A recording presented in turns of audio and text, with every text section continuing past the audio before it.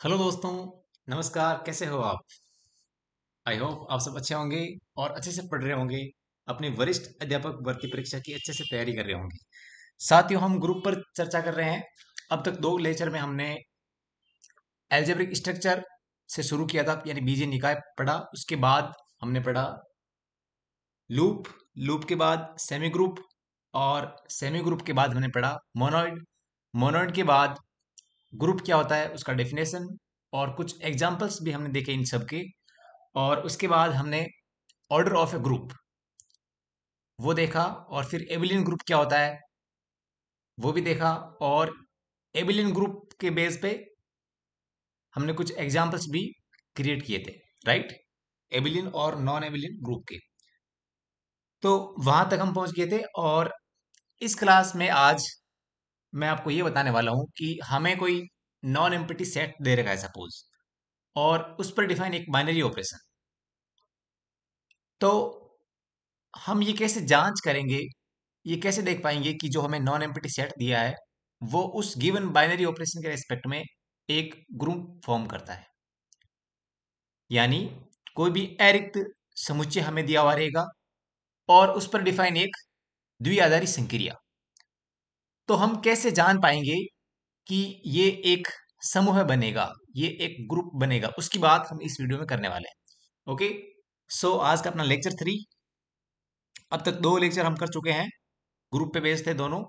और आज हम यहां से शुरू करते हैं लेक्चर 3 अबाउट ग्रुप्स। ओके,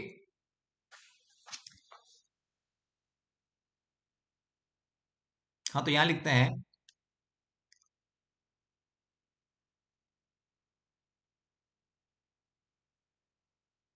समूह के लिए, समूह के लिए जांच करना, समूह के लिए जांच करना।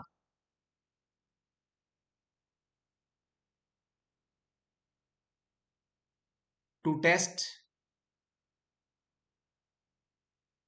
Weather a given set which is obviously non empty, और स्टार साथ में क्या रहेगा इसका binary operation. To test whether a given set non empty binary operation is a group, right? तो यहां से अब तक हमने क्या देखा, एक बार वापस रिवाइज कर लेते हैं सब कुछ।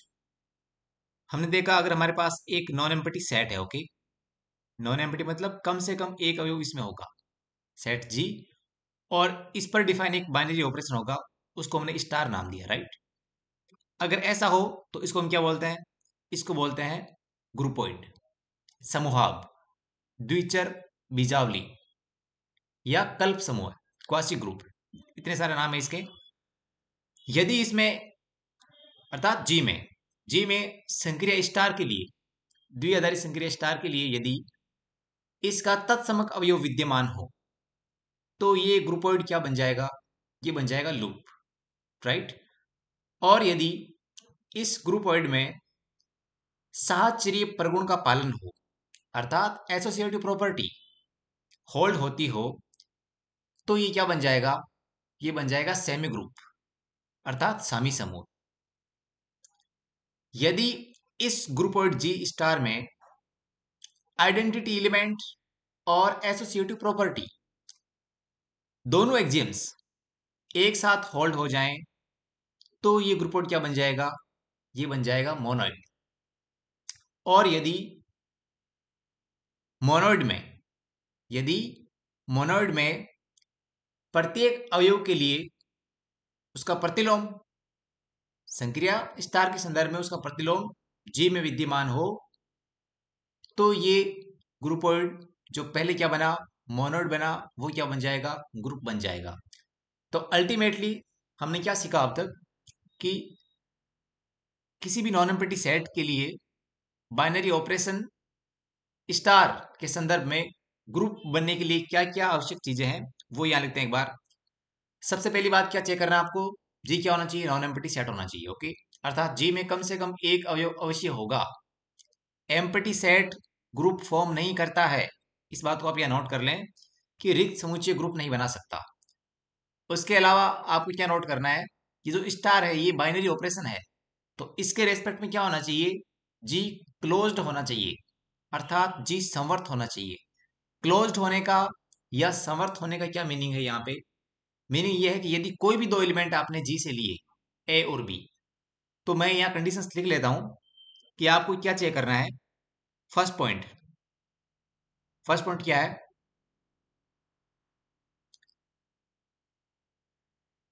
जी should be, G should be non empty, अर्थात हिंदी में लिखें, जी अरिक्त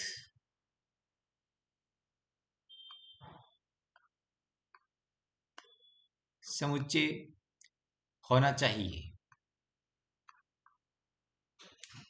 तो यहां से ये बात आपने नोट कर ली होगी कि एम्प्टी सेट जो है वो किसी भी बाइनरी ऑपरेशन के रेफरेंस में ग्रुप फॉर्म नहीं करेगा।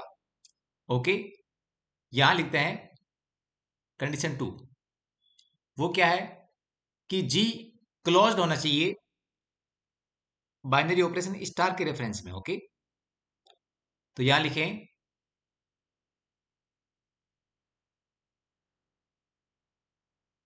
जी should B,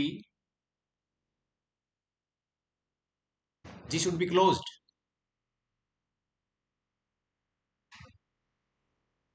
for binary operation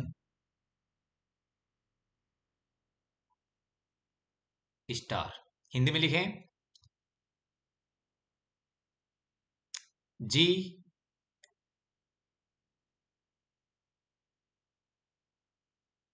द्विआधारी संक्रिया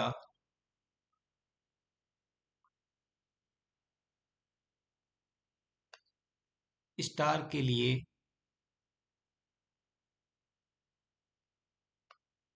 संवर्त होना चाहिए। संवर्त का मतलब क्या हुआ, अर्थात फॉर एनी या ऑल, मतलब कोई से भी दो एलिमेंट आपको जी में दिए गए हैं,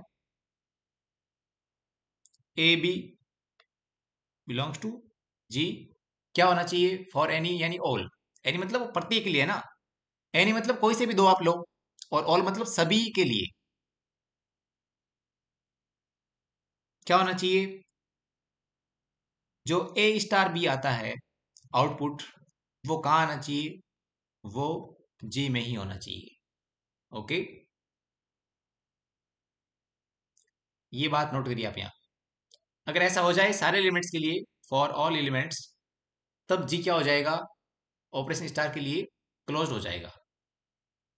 और अल्टीमेटली आप ये समझ लें कि बाइनरी ऑपरेशन के वेल डिफाइंड होने के लिए ये कंडीशन तो होनी है कि जी क्या होना चाहिए, क्लोज्ड होना चाहिए। ओके, तो ये आपको नोट करना है। और नाउ कंडीशन थर्ड, वो क्या है, अपनी प्रॉपर्टी जीवन, अर्थात एसोसिएटिव प्रॉपर्टी, साहचर्यता। तो यहां लिखें,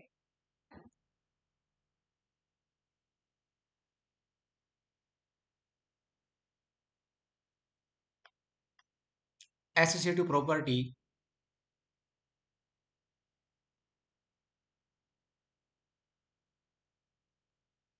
होल्ड्स इन जी। हिंदी में क्या लिखें,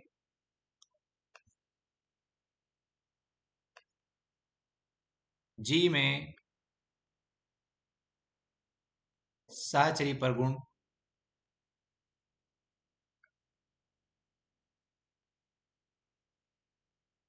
का पालन होता है। राइट, ये सब क्या है, इनकी बात मैं कर चुका हूँ कि बाइनरी ऑपरेशन क्या होता है, नॉन एम्प्टी सेट क्या है, एसोसिएटिव प्रॉपर्टी क्या होती है, इन सब के बारे में हम बात कर चुके हैं प्रीवियस लेक्चर्स में। ओके, इसको हमने क्या नाम दिया था, जीवन। ये क्या अपना, ये है प्रॉपर्टी जीवन, अर्थात ग्रुप होने के लिए पहली प्रॉपर्टी। क्योंकि ये दोनों क्या है, ये ऑलरेडी अंडरस्टूड रहती है कि अपना सेट जो होगा वो कैसा होगा, नॉन एम्प्टी होगा, और उसके साथ एक स्टार होगा, बाइनरी ऑपरेशन। फोर्थ क्या है, एग्जिस्टेंस ऑफ आइडेंटिटी, ये रहेगा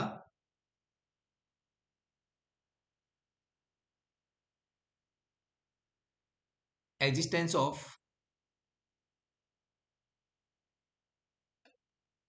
आइडेंटिटी एलिमेंट,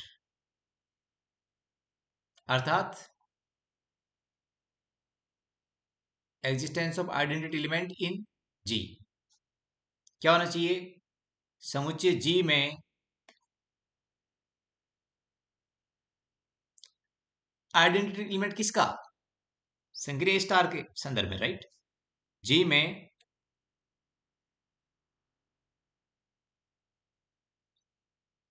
संक्रिय स्टार का तत्समक अवयव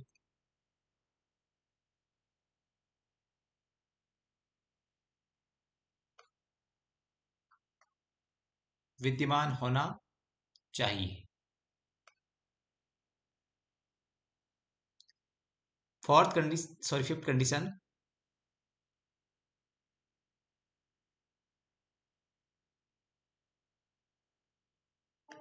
एग्जिस्टेंस ऑफ इनवर्स। जी में प्रत्येक अवयव के लिए क्या होगा, उसका इनवर्स प्रतिलोम जी में ही विद्यमान होगा। ओके, एग्जिस्टेंस ऑफ इनवर्स, यहां लिखते हैं हिंदी में, जी में जी के प्रत्येक अवयव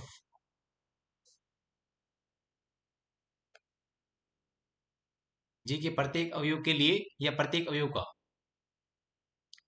प्रत्येक अवयव का, ओके, प्रत्येक अवयव का प्रतिलोम किसके संदर्भ में, संक्रिय स्टार के संदर्भ में, जी में जी के प्रत्येक अवयव का प्रतिलोम विद्यमान होगा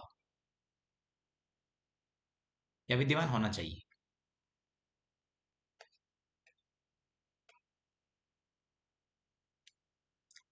तो ये 5 कंडीशन आपको वन बाय वन चेक करनी है। ये कोई भी नॉन एम्प्टी सेट आपको दे रखा होगा, और उसके साथ में एक बाइनरी ऑपरेशन आपको दे रखा होगा, और आपसे पूछा जाएगा कि क्या ये ग्रुप फॉर्म करता है। तो आपको जल्दी जल्दी से क्या करना है, ये 5 प्रॉपर्टीज होल्ड करवानी है। ओके, इनमें से अगर कोई भी एक होल्ड नहीं करेगी तो वो ग्रुप नहीं बनेगा, राइट। तो इस नॉन एम्प्टी सेट जी और साथ में एक बाइनरी ऑपरेशन स्टार के ग्रुप होने के लिए ये 5 कंडीशंस होल्ड होनी नेसेसरी है। ओके, अब यहां पे कुछ एग्जांपल्स लेते हैं। अच्छा, एक और कंडीशन, वो किसके लिए, एबिलियन या कम्यूटेटिव ग्रुप के लिए, अर्थात आबेली या क्रम विनिमय समूह होने के लिए क्या कंडीशन है, वो यहां अलग से लिख लेते हैं। जो सिक्स्थ कंडीशन है,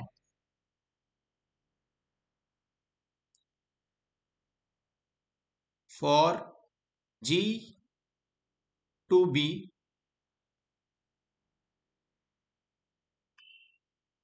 एबिलियन, अर्थात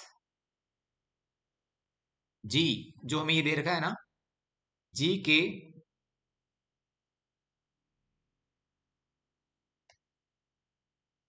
आबेली समूह, अर्थात क्रम विनिमय समूह, क्रम विनिमय समूह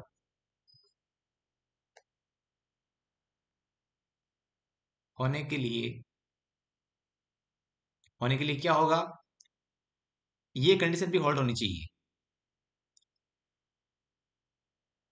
कि a star b equal to b star a for all A B belongs to G. G के कोई भी दो अवयव आप लेंगे, अगर वो ऑपरेशन स्टार के संदर्भ में कम्यूट करते हैं, कम्यूट मतलब ए स्टार बी निकाला, बी स्टार ए निकाला, दोनों एलिमेंट सेम आ रहे हैं, आइडेंटिकल एलिमेंट्स आ रहे हैं corresponding to a star b and b star a, तो क्या हो जाएगा? तो अगर वो ग्रुप है जी, जी पहले से ग्रुप है और साथ में ऐसा हो जाए, तो वो कौन सा ग्रुप बन जाएगा? एबिलियन ग्रुप बन जाएगा। जी टू बी एबिलियन ग्रुप, ऐसा होना चाहिए। तो ये इतनी बातें आपको ध्यान में रखनी है।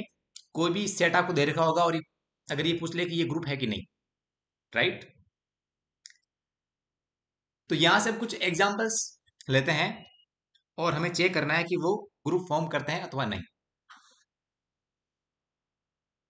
यहां से लीजिए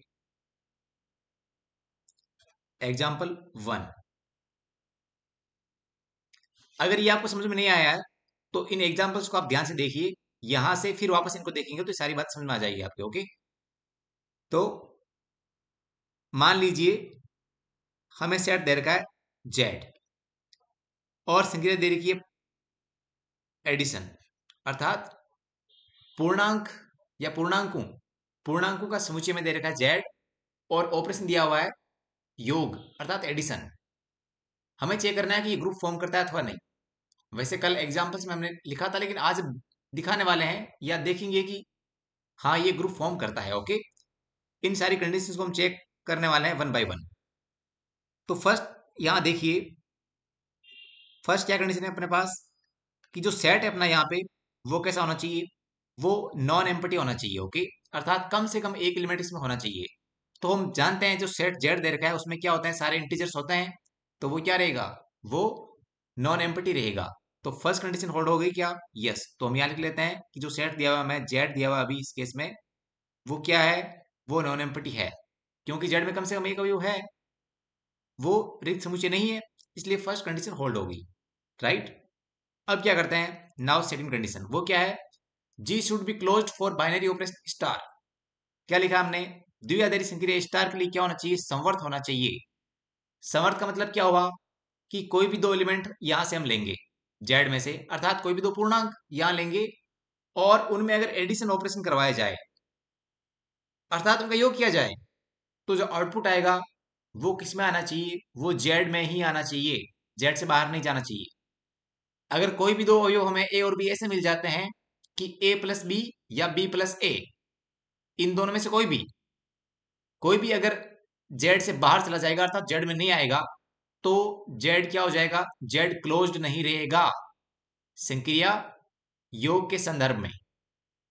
लेकिन हम जानते हैं कि हम क्या जानते हैं? हम ये जानते हैं कि कोई भी दो पूर्णांक हम लेंगे और उनका जब योग किया जाता है तो वापस एक पूर्णांक ही प्राप्त होता है, राइट? तो चूंकि हम जानते हैं, क्या जानते हैं कि ए प्लस बी किस में होता है? जेड में ही होता है। For all A comma B belongs to Z. ये हम जानते हैं कि कोई भी दो पूर्णांक संख्याओं को हम जोड़ते हैं तो वापस हमें एक नई पूर्णांक संख्या ही प्राप्त होती है, राइट? तो क्या हो गया कि हमने ऑपरेशन करवाया स्टार ए और बी का, और ए और बी यहाँ पे क्या है? रैंडम इंटीजर्स हैं, वो हमने जेड से लिए हैं और आउटपुट कहाँ जा रहा है? वापस जेड में ही जा रहा है, जेड से बाहर नहीं जा रहा है सभी ए बी के लिए। तो जेड क्या हो गया? जेड क्लोज्ड हो गया। ओके, तो यहाँ लिख दो एक बार जेड। यहाँ पे क्या देखा हमने? यहाँ देखा हमने कि जेड क्या है? जेड है अपना नॉन एम्पटी। और यहाँ पे क्या देखा? यहाँ पे जेड क्या है? जेड है क्लोज्ड। जेड क्या है? जेड ऑपरेशन स्टार के रेफरेंस में क्या है? क्लोज्ड है, राइट? अब देखिए यहाँ पे थर्ड कंडीशन चेक करते हैं, वो क्या है? एसोसिएटिव प्रॉपर्टी अर्थात साहचर्य नियम। तो वो क्या होता है? ऑपरेशन क्या है यहाँ पे? एडिशन। तो मैंने आपको ये बताया था कि अगर किसी भी ग्रुप में किन्हीं भी तीन एलिमेंट के लिए, किन्हीं भी मतलब ए बी सी उनके नाम है, और ये जो रूल है वो सबके लिए ट्रू होना चाहिए। कोई भी तीन एलिमेंट आप लेंगे तो जी के सभी तीन तीन अवयवों के लिए क्या होना चाहिए? ऐसा होना चाहिए। कैसा? यहां देखिए 20 केस में जेड में से कोई भी तीन नंबर लिए हमने, जो क्या होंगे? इंटीजर्स होंगे। तो क्या होगा कि उन तीन में से ए और बी को आपने पहले ऑपरेट किया और फिर उसमें ऑपरेट कर रहे हैं किसको, सी को, और बी और सी को पहले ऑपरेट किया और फिर इसमें ऑपरेट किया ए को, तो जो आउटपुट आएगा वो दोनों समान आने चाहिए। और हम जानते हैं यहाँ पे क्योंकि एबीसी क्या है, वो इंटीजर्स हैं, और हम जानते हैं कि पूर्णांकों को, दो पूर्णांकों को योग करेंगे तो क्या आएगा, वापस एक पूर्णांक आएगा। तो सेकंड वाले रूल से क्या हो जाएगा, ये क्या है, ये एक पूर्णांक है, और फिर वापस ये सी भी क्या है, सी तो हमने जेड में लिया है क्योंकि एबीसी क्या से भी, यहाँ लिख देता हूं मैं, for all A B C belongs to Z, ये हमने जेड से लिए हैं। ऐसा सभी एबीसी के लिए होना चाहिए, फॉर ऑल लिखा मैंने यहाँ पे, राइट, और यहाँ भी फॉर ऑल। तो चूंकि ए बी क्या है, इंटीजर्स हैं, तो ए प्लस बी क्या आएगा, वो भी एक इंटीजर आएगा, यानी एक पूर्णांक आएगा। और सी किस में है, वो जेड में ले रखा है ऑलरेडी, तो ये भी क्या पूर्णांक, तो फिर वापस ये पूर्णांक और ये पूर्णांक, फिर वापस अगेन ये रूल लग जाएगा कि इन दोनों पूर्णांकों का योग क्या आएगा, वापस जेड में आएगा, तो ये जेड में है, और ये भी किसमें है, ये भी जेड में। और क्या जानते हैं, और ये जानते हैं कि संख्याओं को किसी भी क्रम में अगर हम ऐड करेंगे तो आउटपुट क्या आता है, सेम आता है। तो उस रूल से क्या हो जाएगा, ये दोनों इक्वल आ जाएंगे। तो यहाँ पे क्या हो गया, जेड में, यानी इस जेड प्लस में क्या हो रहा है, यहाँ पे एसोसिएटिव प्रॉपर्टी होल्ड हो रही है, राइट। नॉन एम्प्टी चेक किया जी, फर्स्ट वाला, राइट। फिर क्लोज चेक किया, क्लोज्ड है। अब देख लिया एपी, वो भी होल्ड हो रही है, ओके। नाउ फोर्थ कंडीशन, वो क्या है, existence of identity element, okay. यानी जी में, जी अभी क्या है, जेड, तो जेड में योग संक्रिया का आइडेंटिटी एलिमेंट अर्थात तत्समक अवयव वो होना चाहिए। तो उसकी डेफिनेशन हम क्या जानते हैं, हम ये जानते हैं प्रीवियस लेक्चर से कि मान लिया कि जी में क्या है, आइडेंटिटी, आइडेंटिटी एलिमेंट ई है, तो क्या होगा, ई स्टार, स्टार क्या है अभी यहाँ पे, प्लस ऑपरेशन है, तो यहाँ लिखा प्लस, ई प्लस, यहाँ पे कोई भी एलिमेंट हमने लिया रैंडम, ये लो ए, तो E plus A equal to क्या आना चाहिए, ए प्लस ई आना चाहिए, और ये वापस क्या आना चाहिए, ये वापस ए आना चाहिए, for all A belongs to Z. ऐसा हमने पढ़ा, कहां पढ़ा, आइडेंटिटी एलिमेंट की डेफिनेशन में। वहां पे हमने क्या लिखा था, स्टार लिखा था, लेकिन अभी यहाँ पे स्टार क्या है, संक्रिया क्या है, एडिशन, इसलिए आ गया, ओके। अब यहां से आप देखिए, यहां से हमें क्या मिल रहा है, यहां से मिल रहा है हमें, यहां लिखता हूं मैं, इसको आप सोल्व करेंगे तो आपको क्या मिलेगा, e इक्वल टू जीरो, और हम जानते हैं जीरो कहाँ है, जीरो जेड के अंदर ही है, क्योंकि जीरो क्या है, पूर्णांक संख्या है कि नहीं है। तो हमें क्या मिल गया, हमें संक्रिया योग के लिए जेड में क्या मिल गया, तत्समक अवयव, आइडेंटिटी एलिमेंट, ये रहा आपका, ये क्या है, ये है आपका आइडेंटिटी एलिमेंट, आइडेंटिटी एलिमेंट, ये आपको मिल गया यहाँ पे। अब फिफ्थ रूल में यहां लिखता हूं क्योंकि नीचे जगह थोड़ी कम है। फिफ्थ क्या चेक करना है हमें, एग्जिस्टेंस ऑफ इनवर्स। इनवर्स के डेफिनेशन से हम क्या जानते हैं कि ए का इनवर्स कोई नंबर भी होगा, राइट। जेड में बात कर रहा हूं, कोई एलिमेंट लिया हमने आर्बिट्रेरी ए, और मान लिया कि इसका इनवर्स बी है, वो एग्जिस्ट कर रहा है, तो मेरे पास क्या होना चाहिए, मेरे पास होगा ए स्टार बी स्टार क्या प्लस, इक्वल टू क्या होगा, B plus A, equal to क्या आएगा, आइडेंटिटी एलिमेंट। लेकिन हमने फाइंड कर लिया है क्या है आइडेंटिटी अभी इस केस में, वो है जीरो, जो जेड में, तो यहाँ जीरो में लिख देता हूँ, ओके। अब आप सोल्व करेंगे यहां से, तो यहां से बी को हमने क्या माना था, ए का इनवर्स माना था, अर्थात ए का प्रतिलोम माना था, कहा, जेड में। तो बी यहां से क्या आ रहा है, बी यहां से आ रहा है B equal to minus of A, right. और हम जानते हैं कि कोई भी संख्या ए अगर जेड में है, अर्थात ए कोई पूर्णांक है वो, राइट, जेड में है, तो उसका ऋणात्मक मान जो आएगा वो भी एक पूर्णांक होता है, आप जानते हैं, राइट, वो भी एक पूर्णांक होता है। तो ये कहां हो गया, ये हो गया आपका जेड में। तो अब तक हमने देख लिया है कि ये जो आपका दे रखा है नॉन एम्प्टी सेट है जेड, उसमें जो बाइनरी ऑपरेशन डिफाइन है, योग संक्रिया, उसके रेफरेंस में ये क्या है, ये समवर्त है, क्लोज्ड है, इसमें साहचर्य प्रगुण का पालन होता है, और इसमें तत्समक अवयव शून्य भी विद्यमान है जेड के अंदर, और जेड के अंदर प्रत्येक अवयव हमने क्या लिया, ये हमने रैंडम लिया, ओके। यहाँ मैं क्या लिखूं, यहाँ लिखता हूं for all A belongs to Z, ये हमने रैंडम एक एलिमेंट लिया ए, और मान लिया कि उसका इनवर्स भी एग्जिस्ट करता है, और फिर कैलकुलेट किया तो हमने देखा कि यस, हम जानते हैं पहले से कोई जब जब ए जेड में होगा तो माइनस ए भी कहाँ होगा, जेड में होगा। तो यहां हमने क्या प्रूव कर लिया, हमने ये प्रूव कर लिया कि जो जेड प्लस देर का वो क्या है, ग्रुप। तो ऐसे किसी भी नॉन एम्प्टी सेट की जांच करते हैं कि वो समूह बनेगा या नहीं बनेगा, ओके, दिए गए बाइनरी ऑपरेशन के रेफरेंस में, राइट। फर्दर अगर सिक्स प्रॉपर्टी भी अपन यहां चेक करना चाहें तो चेक कर सकते हैं। वो क्या है कि हम जानते हैं यहां पे कि कोई भी दो इंटीजर्स को ऐड किया जाए तो ऑर्डर मैटर नहीं करता, राइट। तो हम जानते हैं कि a प्लस बी क्या आएगा, वो b प्लस ए के इक्वल ही आएगा for all A B belongs to Z. तो ये क्या हो गया, ये सिक्स्थ प्रॉपर्टी को भी सेटिस्फाई कर रहा है। तो जेड प्लस क्या बन गया, ये एक ग्रुप ही नहीं वरन क्या बन गया, ये बन गया एन एबिलियन ग्रुप। क्या बन गया, ये बन गया एबिलियन ग्रुप, राइट। और कल हमने लिखा भी था एग्जाम्पल में, किसके एग्जाम्पल में, एबिलियन ग्रुप के एग्जाम्पल में, ओके। तो this is how we test whether a given set forms a group or not in the reference with a given binary operation, okay। अर्थात दिया गया कोई समुच्चय किसी बाइनरी ऑपरेशन के लिए अर्थात किसी द्विआधारी संक्रिया के लिए ग्रुप बनाता है कि नहीं बनाता है। अब एक एग्जांपल और लेते हैं।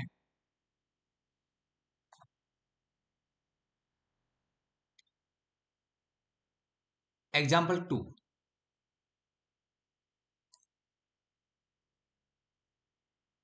जी इक्वल टू, मैंने सेट ले लिया अपना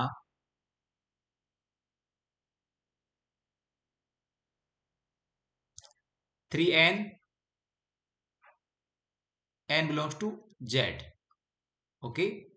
इसको अल्टीमेटली हम क्या लिख सकते हैं, इसको हम 3z भी लिख सकते हैं, ओके। और जो स्टार आपको दे रखा है वो दे दिया आपको एडिशन, अगेन योग संक्रिया। तो हमें ये चेक करना है कि ये जो हमें ग्रुप मिलेगा ये ये ग्रुप बनेगा अथवा नहीं, ये हमें चेक करना है। तो क्या कंडीशन है, फर्स्ट कंडीशन यहां से हम चेक करते हैं, क्या जी नॉन एम्पटी है। तो यहां लिखता हूं मैं, क्योंकि 3 बिलोंग्स टू जेड, राइट। और पीछे हम देख आए हैं कि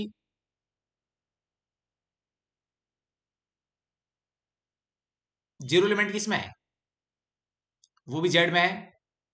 पिछले एग्जाम्पल में हमने क्या देखा था, शून्य क्या था वहां पे, आइडेंटिटी एलिमेंट था, राइट। तो ये जेड में है वहां से। और 3 भी क्या है, इंटीजर, हम जानते हैं वो जेड में होता है।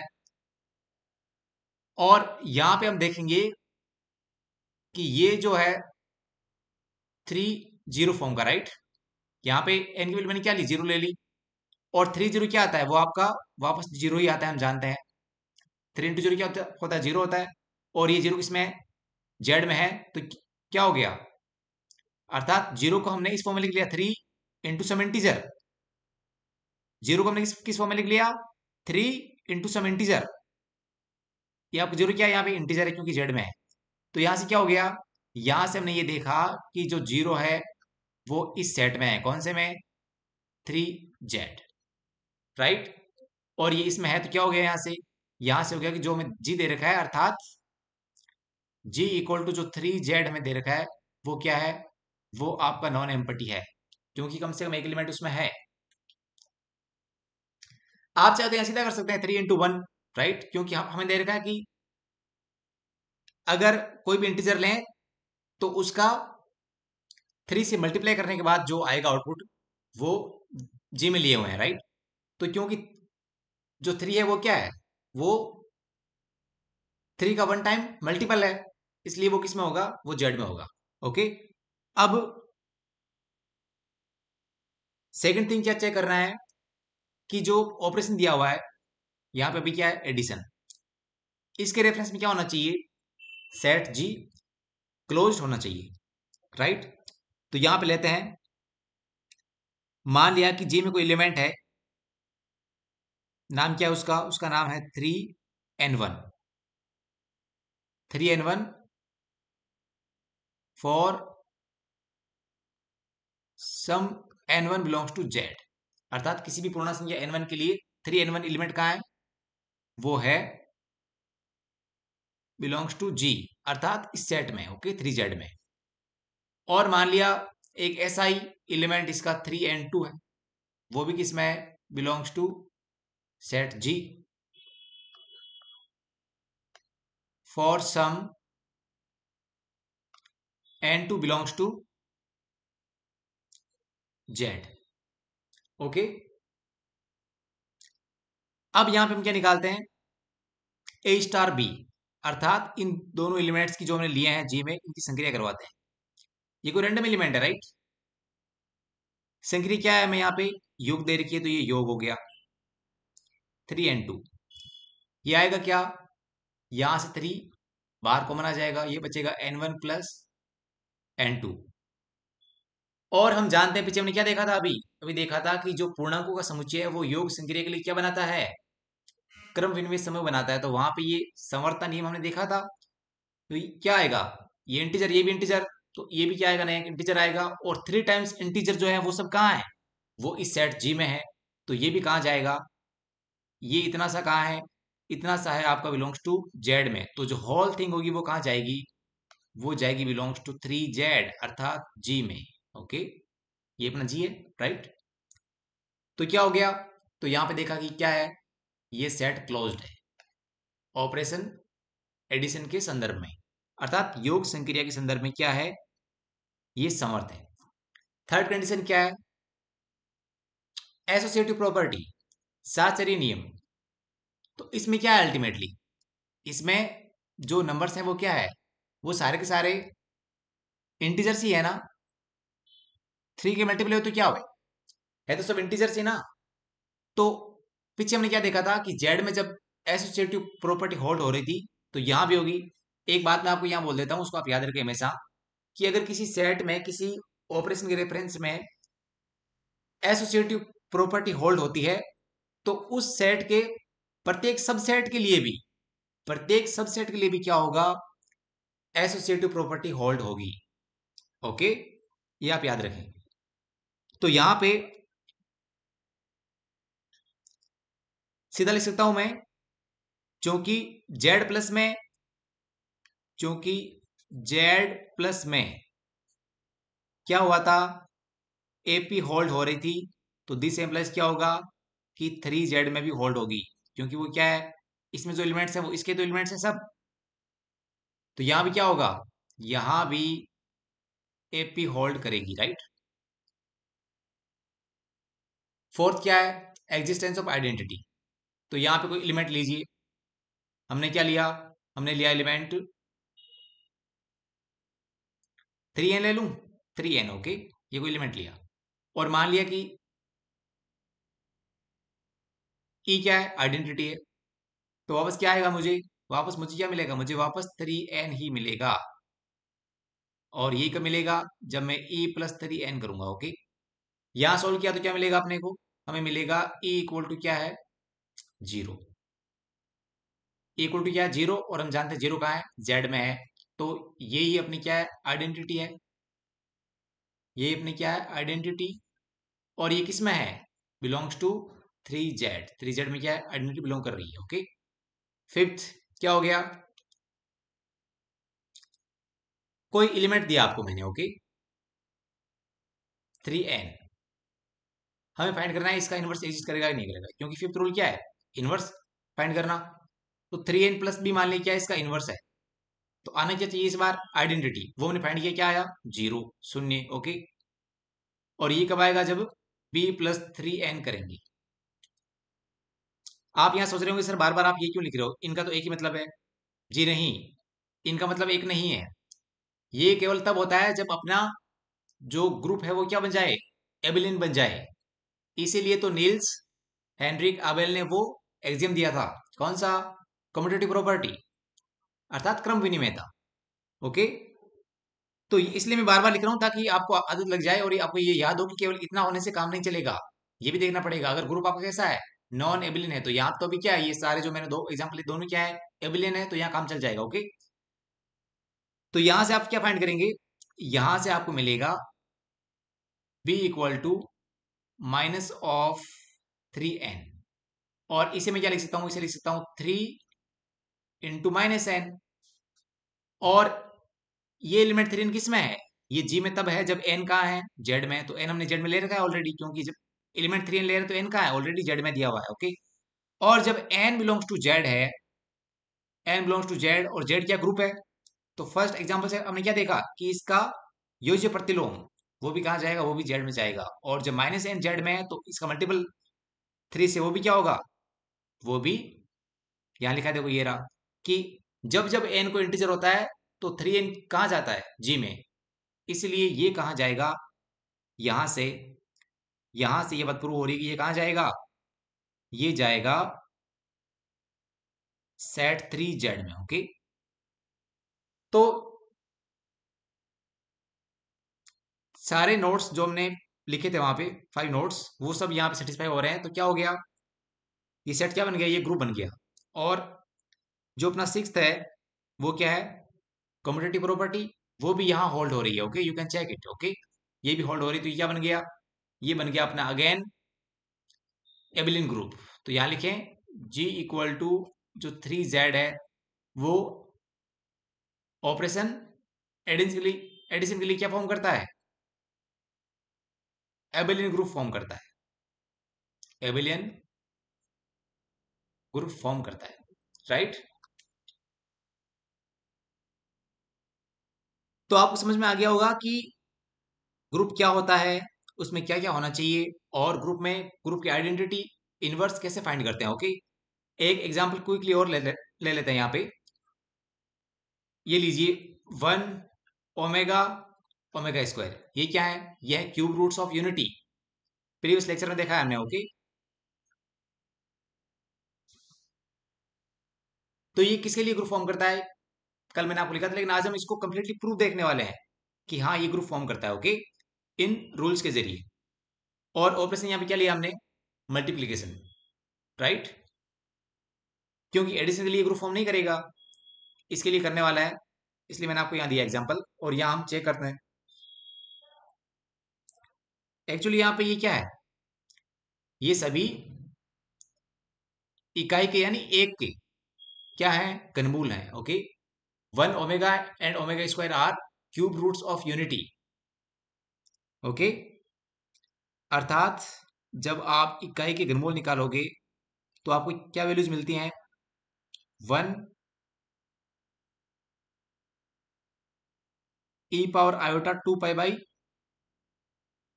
3 and iota 4 pi by 3। Okay, इसको आप सॉल्व करेंगे तो आपको क्या मिलेगा, वो मिलेगा, ये क्या है, ये है -1 e power iota pi by 3, right, क्योंकि यहां से इसको हम क्या लिख लेंगे, इसको लिख लेंगे पाई प्लस पाई बाई 3, और ई पावर आयोटा पाई सेपरेट होगा, उसकी वैल्यू क्या होती है, -1 होती है। ओके, और इनकी वैल्यूज क्या होती है, ये जो है आपका, इसको जब आप आयलर प्रमेय से ओपन करेंगे, क्योंकि e power iota theta equal to क्या होता है, cos theta plus iota sine theta, solve करेंगे तो क्या आएगा, ये आएगा अपना -1 प्लस आयोटा √3/2। ओके, और ये जो है ये क्या मिलेगा, ये मिलेगा -1 माइनस आयोटा √3/2। इसको हमने नाम दिया, क्या नाम दिया, इसको नाम दिया ओमेगा, और इसको क्या नाम दिया, इसको नाम दिया ओमेगा स्क्वायर। क्यों, क्योंकि ये इसका स्क्वायर है, जब इसको आप स्क्वायर करोगे ना इस क्वांटिटी को, तो आपको क्या मिलेगा, ये मिलेगा, और इसको जब आप वापस स्क्वायर करोगे तो क्या मिलेगा, ये मिलेगा। कैसे, यहां से ये कैसे मिला वो आप चेक कर सकते हैं इसका स्क्वायर करके, लेकिन यहां से ये कैसे मिला वो मैं यहां बात करता हूं, कि इसका स्क्वायर करने वापस ये मिलता है। अर्थात मैं क्या बोल रहा हूं, मैं ये बोल रहा हूं कि ओमेगा स्क्वायर का अगर आपने स्क्वायर किया तो क्या मिलेगा, वापस ओमेगा मिलेगा। कैसे, इधर देखिए साहब, ये सब क्या है, ये है क्यूब रूट्स ऑफ यूनिटी, इकाई के घनमूल। तो सभी जब इकाई के घनमूल हैं तो क्या आएगा, इनका अगर क्यूब किया जाएगा तो आउटपुट क्या मिलेगा, 1। ये बात समझ आ गई, क्योंकि सभी क्या है, इकाई के घनमूल हैं, इसलिए इन सब की अगर घात 3 ली जाए तो आउटपुट क्या मिलेगा, वापस 1 मिलेगा। ओके, तो क्या हो गया यहां से ये हो गया कि जो 1 पावर 3 है वो क्या मिलेगा, 1 मिलेगा। ओमेगा पावर 3 है वो क्या मिलेगा, वो 1 मिलेगा। You can check it actually. Okay, और यहां से भी आप देख सकते हैं, यहाँ पे इसकी पावर 3 किया तो क्या हो गया, 3 3 कैंसिल हो गया, ई पावर आयोटा 2 पाई क्या होता है, 1 होता है। यहाँ भी देख लो, यहाँ की पावर 3 3 3 कैंसिल हो गया, ई पावर आयोटा 4 पाई वो भी 1 होता है, राइट। तो यहां से हमने देख लिया कि जो ई क्यूब, और यहाँ पे क्या लिख लू मैं, यहां से क्या आएगा, पावर 6 इक्वल टू 1, राइट। तो यहां आपने जो काम का है वो ये चीज, राइट, कि ई सॉरी डब्ल्यू क्यूब जो आएगा वो क्या आएगा, वो 1 आएगा। ओके, डब्ल्यू मतलब ओमेगा। तो यहां पे क्या हो गया, ये क्या बनेगा, ये बनेगा अपना ई पावर 4, उसको आप सेपरेट कर लेंगे, क्या बनेगा, ओमेगा क्यूब। एक्चुअली ये डब्ल्यू नहीं है, इसको हम ओमेगा ही बोलते हैं। ओके, तो आप ओमेगा ही बोलें। तो ये आ गया ओमेगा क्यूब ओमेगा। ये कितना होता है, ये यहां से 1 हो गया, तो ये वापस क्या मिल गया, 1 into omega, that means omega. तो ओमेगा पावर 4 कितना हो गया, ये हो गया। तो मैंने ये प्रूव कर दिया कि जो ओमेगा स्क्वायर है उसका स्क्वायर क्या आएगा, वापस ओमेगा आएगा, अर्थात इसका स्क्वायर क्या आएगा, वापस ये आने वाला है। तो इसका स्क्वायर क्या आएगा, वो ये आएगा, और इसका स्क्वायर क्या आएगा, ये आएगा। और ये 1, ये क्वांटिटी और ये क्वांटिटी, ये सब क्या है, ये इकाई के घनमूल है। और ये क्या फॉर्म करते हैं, ये ग्रुप फॉर्म करते हैं, किसके लिए, मल्टीप्लीकेशन के लिए। तो इसको हम चेक करने वाले हैं कि हाँ ये ग्रुप फॉर्म करते हैं। ओके, तो यहां से मैं देखो सीधा लिख देता हूं। फर्स्ट क्या है, इसके अंदर एलिमेंट्स हैं, तो ये क्या है, नॉन एम्प्टी है। ओके, तो नॉट इक्वल टू क्या हो गया, 5। सेकंड क्या चेक करते हैं, ऑपरेशन क्या है, मल्टीप्लीकेशन, तो क्लोज होना चाहिए। तो यहां चेक कर लेते हैं, देखो 1 को आप इन दोनों में से किसी से भी मल्टीप्लाई करें तो क्या आएगा, वापस वही एलिमेंट आ जाएगा, राइट। एक मिनट, यहां लिख लेते हैं हम, 1 into omega equal to omega into 1, कितना आ गया, वापस ओमेगा आ गया, और वो इसके अंदर है, यस। फिर 1 into omega square equal to omega square into 1, क्या आ गया, ओमेगा स्क्वायर, वो भी इसके अंदर है, ये रहा।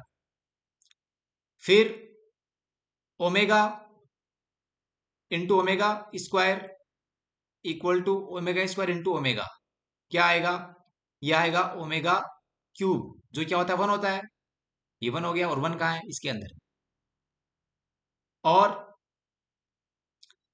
यहां देख लेते हैं ओमेगा इंटू ओमेगा, वो क्या आएगा, ओमेगा स्क्वायर, वो भी इसके अंदर है, ये रहा। और फाइनली क्या देख लेते हैं, omega square into omega square, यानी जब इसको 2 बार ऑपरेट किया जाए खुद से तो क्या आएगा, तो आएगा ओमेगा पावर 4, जो हमने ऑलरेडी देखा क्या आता है, ओमेगा आता है, और ओमेगा कहाँ है, इसके अंदर। तो ये सेट कैसा हो गया, सेट क्लोज भी हो गया इस ऑपरेशन के लिए। तो नॉन एम्प्टी सेट है, और संक्रिया मल्टीप्लीकेशन के लिए क्या है, ये सेट क्लोज्ड है। अब क्या, नाउ इसकी आइडेंटिटी। तो आइडेंटिटी आपको यहां से दिख गया होगा कि आइडेंटिटी यहाँ पे क्या बनने वाला है, 1 बनेगा। अच्छा, एक और बात यहाँ और लिख लीजिए, 1 cross 1 equal to 1। Okay, that is obvious. तो यहाँ पे जो इसकी आइडेंटिटी वो क्या आ जाएगी, वो आ जाएगी 1। तो थर्ड रूल यहाँ लिख लूँ, थर्ड इक्वल टू कितना आ गया, 1 आ गया यहाँ पे आइडेंटिटी। और इनवर्स, इनवर्स में यहाँ लिख देता हूँ कि इसमें जो 1 का मल्टीप्लीकेटिव इनवर्स वो क्या है, 1 इटसेल्फ, क्योंकि वो तो आइडेंटिटी है। और आइडेंटिटी का इनवर्स क्या होता है, खुद आइडेंटिटी होती है। ओके, ये आप याद रखें। ओमेगा का इनवर्स क्या है, ओमेगा स्क्वायर, और ओमेगा स्क्वायर का इनवर्स क्या है, ओमेगा। ओके, तो यहाँ हर एक एलिमेंट का इनवर्स भी अपने को मिल रहा है, और आइडेंटिटी मिल रही है। और अब क्या, यहाँ पे आप देख लो सभी क्या है, ये जो अपना क्रम विनिमय नियम है, अर्थात कम्यूटेटिव प्रॉपर्टी, वो भी होल्ड हो रही है। तो ये क्या बन गया, ये भी एक एबिलियन ग्रुप है। तो आई होप कि इन इतने सारे एग्जाम्पल्स से आप समझ गए होंगे कि हमें अगर कोई सेट दे रखा हो और एक ऑपरेशन दिया हो उसके साथ, तो हम ये जांच कैसे करते हैं कि ये एक ग्रुप फॉर्म करेगा अथवा नहीं। ओके, क्योंकि सेकंड ग्रेड का एग्जाम कैसा है, ऑब्जेक्टिव टाइप है, इसलिए वहां पे आपको इतना टाइम नहीं लगाना है। ओके, वो आपको ये सब कुछ नहीं पूछेगा कि आप चेक करके बताएं सब कुछ स्टेप बाय स्टेप, ऐसा नहीं आएगा। लेकिन ये मैंने आपको समझाने के पर्पज से कुछ बताया। ओके, हो सकता है आपको कोई सेट दे और ऑपरेशन दे और वहां ये पूछ ले कि अगर ये ग्रुप फॉर्म करता है तो इसमें आइडेंटिटी एलिमेंट क्या है, या कोई एलिमेंट देके रैंडम उसमें से और ये पूछ सकता है कि इसका इनवर्स फाइंड कीजिए, मतलब चार ऑप्शन होंगे और उनमें से क्या आएगा इनवर्स, राइट। तो ऐसा हो सकता है। नाउ अब हम चलते हैं ग्रुप की सम प्रॉपर्टीज, ओके। तो यहां आप हेडिंग डालिए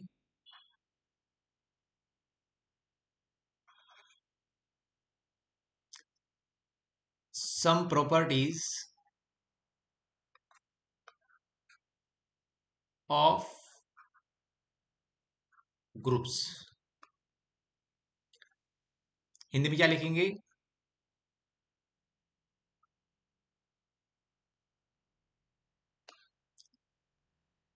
समूह के गुणधर्म। तो क्या होता है, सबसे पहली बात यहां पे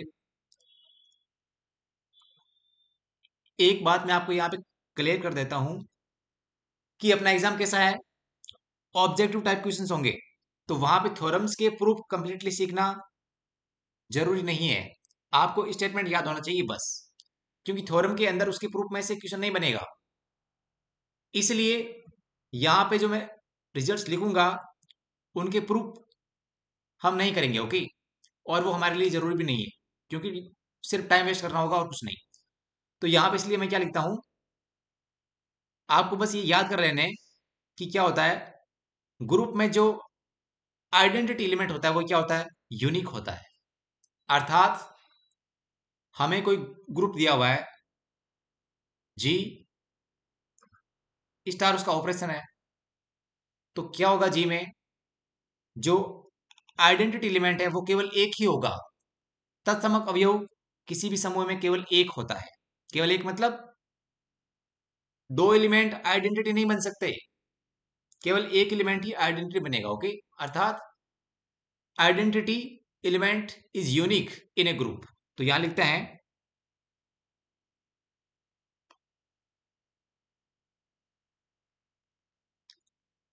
आइडेंटिटी एलिमेंट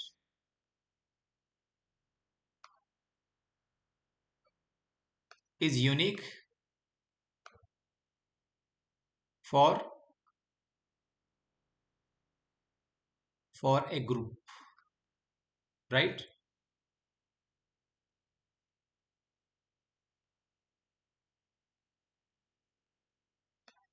समूह में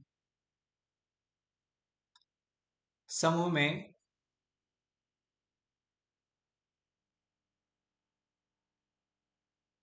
तत्समक अवयव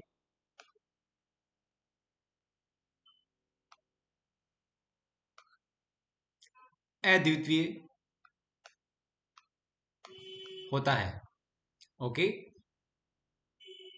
अगर आप किसी ग्रुप में दो एलिमेंट को आइडेंटिटी भी मान भी लेंगे ना, E1 और E2, ओके, तो वो क्या होंगे, वो दोनों इक्वल हो जाएंगे, okay. We can prove it, लेकिन एग्जाम के पर्पज से हमारे लिए इंपॉर्टेंट नहीं है इसका प्रूफ, ओके। इसलिए आप डायरेक्ट स्टेटमेंट याद रखें कि ग्रुप में केवल एक ही आइडेंटिटी होती है, that means identity element in A group is unique. अब यहां बात करते हैं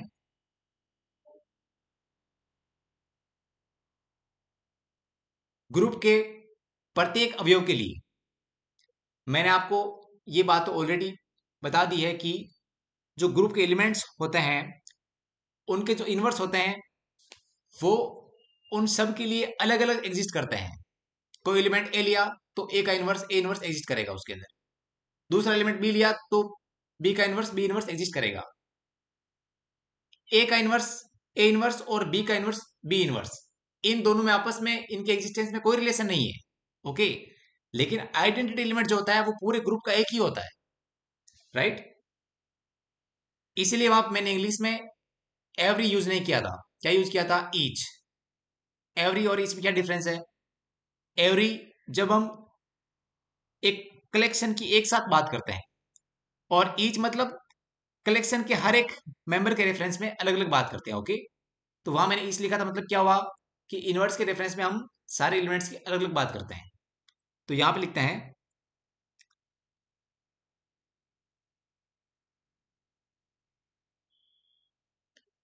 इनवर्स ऑफ एन, एन मतलब यहां पे क्या छुपा हुआ है, यहां छुपा हुआ है ईच, यानी प्रत्येक के लिए, okay, for all inverse of each element is unique in G. क्या लिखेंगे? समूह में प्रत्येक अवयव का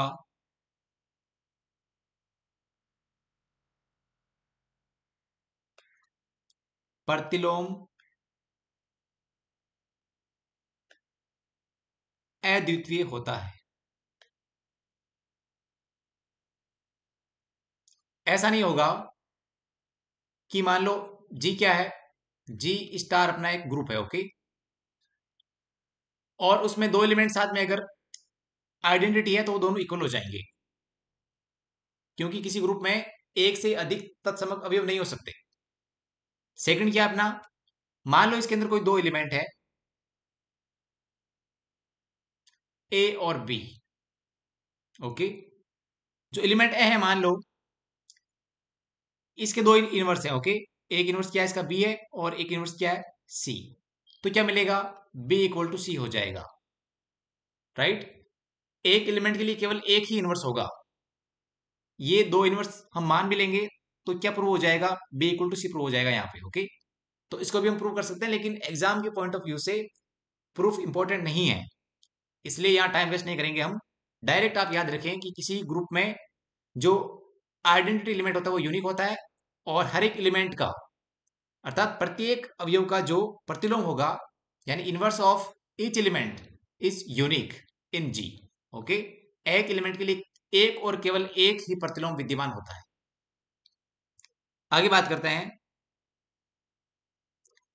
मान लिया कि जी क्या है अपना ग्रुप और इसके अंदर कोई एलिमेंट है ए, ओके, यहां एलिमेंट लिया कोई ए बिलोंग्स टू जी, और मान लिया कि बी क्या है, बी ए का इनवर्स है, और मैंने प्रीवियस लेक्चर में बात की थी जब बी अगर ए का इनवर्स है तो इसको हम क्या लिखते हैं, इसको लिखते हैं ए इनवर्स, ये उसका क्या है नोटेशन। तो यहां पे अगर बी ए का इनवर्स है तो ए क्या होगा, ए बी का इनवर्स होगा, राइट। तो हम यहां से क्या जानते हैं कि a star a inverse equal to क्या होता है, e equal to a inverse star a. तो यहां से क्या, यहां से मिला कि ए इनवर्स ए का संक्रिय स्टार के संदर्भ में क्या है, प्रतिलोम है। लेकिन ये जो स्टेटमेंट है वो क्या है, वो स्टेटमेंट अपना ए और ए इनवर्स में क्या है, सिमेट्रिक। ये क्या है, ये स्टेटमेंट सिमेट्रिक है किसमें, ए और ए इनवर्स में। तो क्या हो जाएगा यहां से ये हो जाएगा कि ए क्या है, ए ए इनवर्स का प्रतिलोम है।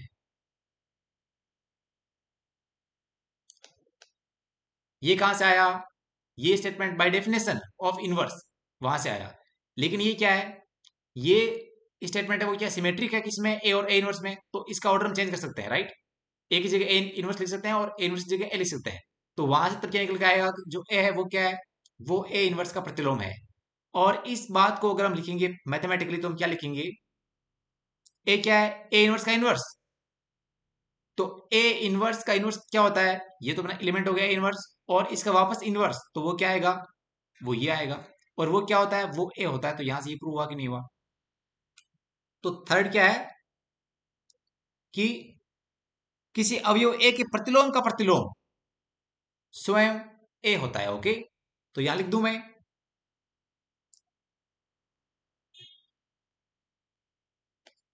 समूह में किसी अवयव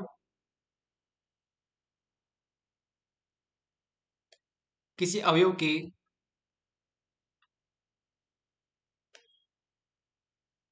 प्रतिलोम का प्रतिलोम,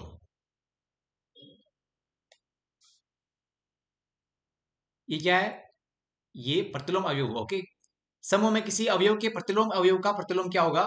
का प्रतिलोम वह अवयव स्वयं होता है, ओके। इतना आप याद रखें, राइट। तो ये था अपना third point. Now point number 4। एक बात यहां पे मैं आपको और बता दूं कि मान लीजिए ए और बी क्या है? वो ग्रुप जी के एलिमेंट है, और हमने इनको ऑपरेट करवाया तो क्या मिलेगा? A star B. अब बार बार हम ए स्टार बी नहीं लिखेंगे, ओके। यहां के बाद आप याद रखें कि ए स्टार बी को शॉर्ट में लिखा जाता है, कैसे लिखेंगे? A B, okay. स्टार को यहां पे अवॉइड कर दिया जाएगा, तो ये ऑलरेडी अंडरस्टूड रहेगा कि कहीं ए बी लिखा है तो वहां भी इसमें क्या है? इस ग्रुप की संक्रिया, राइट। तो यहां पे देखिए, मान लो ए और बी ग्रुप जी के एलिमेंट है, ओके। तो हमें क्या मिलेगा? ए स्टार बी, इनके ऑपरेशन से। और उसको हम कैसा लिख रहे हैं? A B, right. ऐसा लिखेंगे ए बी। तो ये जो एलिमेंट आया, ये कहाँ है? ये भी जी में जाएगा, क्यों? क्योंकि जी क्या ग्रुप है और वो क्लोज्ड होगा ऑपरेशन के लिए। तो अब इसका इनवर्स जो होगा वो क्या आएगा? ये फोर्थ पॉइंट उसकी बात कर रहा है कि इस एलिमेंट ए बी का जो इनवर्स आएगा इस जी में, वो क्या आएगा? वो आएगा बी इनवर्स ए इनवर्स। अर्थात यहां पे आपको क्या करना है कि रिवर्स ऑर्डर में जो अंदर एलिमेंट्स आ रहे हैं उनके इनवर्स को लेना है यहाँ पे। सबसे पहले जो एलिमेंट्स सबसे राइट में है उसका इनवर्स यहाँ लिखेंगे, और उसके बाद जो उसके लेफ्ट में है उसको, अर्थात उसका इनवर्स। इसको बोलते हैं रिवर्सल लो। इसको क्या बोलते हैं? इसको बोलते हैं रिवर्सल लो।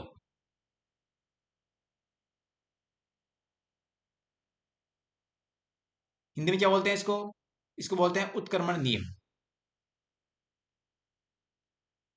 उत्क्रमण नियम क्यों? क्योंकि ऑलरेडी क्या हो गया? रिवर्स हो गया। देखो यहां से कैसे चल रहे हैं? ए भी चल रहे हैं और यहाँ बी आ रहा है, इसलिए इसका नाम क्या है? रिवर्सल लो। और इसको हम जनरलाइज भी कर सकते हैं, ओके। अर्थात इसका व्यापीकरण क्या होगा?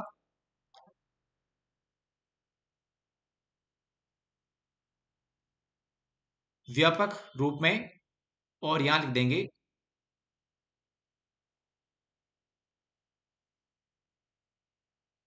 In general. अगर मान लीजिए कि A1 A2 A3 up to AN, ये क्या है? ग्रुप में n एलिमेंट्स हैं। तब इनके ऑपरेशन से, अर्थात A1 स्टार A2 फिर स्टार A3, ओके। तो ये जो एलिमेंट आएगा उसको मैं यहां लिख रहा हूं, ये एक एलिमेंट है कंप्लीटली, ओके। इसको मुझे यहाँ पूरा लिखना चाहिए था लेकिन यहाँ स्पेस नहीं है, इसलिए मैं इसको ऐसे लिख रहा हूँ, ओके। ये अपना एक एलिमेंट है, और इस एलिमेंट का हमें क्या चाहिए? इनवर्स चाहिए। तो वो क्या आएगा? इस रिवर्सल लॉ से वो आएगा सबसे पहले यहाँ का एलिमेंट, अर्थात इन सबका ऑर्डर चेंज कर देना और ऊपर क्या लग जाएगा? इनवर्स। तो ए एन जो सबसे लास्ट में एलिमेंट आ रहा है उसका यहाँ क्या लेंगे? इनवर्स लेंगे। उसके बाद इसके साथ किसका ऑपरेशन करवाएंगे? नेक्स्ट एलिमेंट जो इधर आएगा, इसके पास क्या है? इधर आएगा an-1। तो an-1 का इनवर्स यहाँ पे, फिर an-2 का इनवर्स, और ऐसे चलते चलते हम कहां पहुंचेंगे? इनवर्स ऑफ A3, उसके बाद इनवर्स ऑफ A2, और फिर इनवर्स ऑफ A1, ये आएगा, राइट। तो ये था अपना फोर्थ फोर्थ पॉइंट। अब पढ़ते हैं कैंसिलेशन लो। हिंदी में क्या बोलते हैं? निरसन नियम।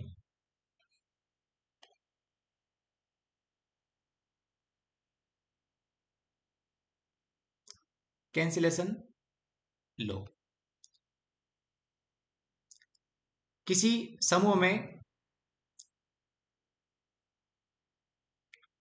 अगर कोई एलिमेंट कैंसिल हो जाता है, राइट, तो उसको हम क्या बोलेंगे? कैंसिलेशन लो। यहां लिखते हैं मान लीजिए कि हमारे पास तीन एलिमेंट दिए हुए हैं। ओके, ग्रुप में तीन एलिमेंट दिए हुए हैं, ए बी सी। किसमें है?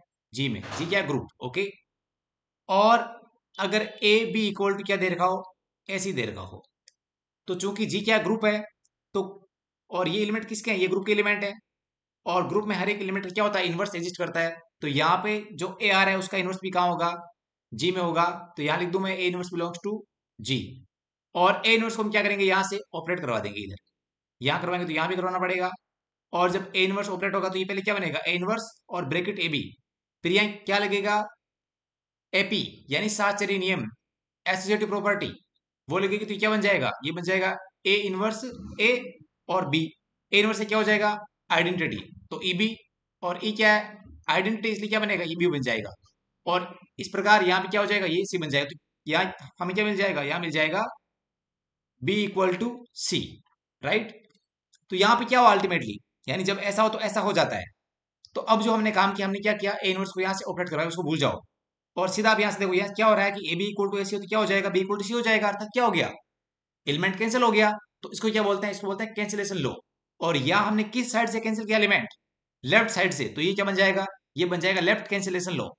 और इसी प्रकार अगर हमें क्या दिया रहेगा? इसी प्रकार हमें अगर B A equal to c ए दिया हो तो क्या हो जाएगा? इस बार ए इनवर्स को राइट साइड से ऑपरेट करवा देंगे, तो हमें क्या मिल जाएगा? यहाँ मिल जाएगा B equal to C again. Okay, तो इसको क्या बोलेंगे? क्योंकि यहाँ एक ही साइड से कैंसिल हो रहा है, राइट साइड से, तो ये क्या हो गया? राइट कैंसिलेशन लो। तो ये आपका लेफ्ट कैंसिलेशन लो, और ये राइट कैंसिलेशन लो। तो let me right here,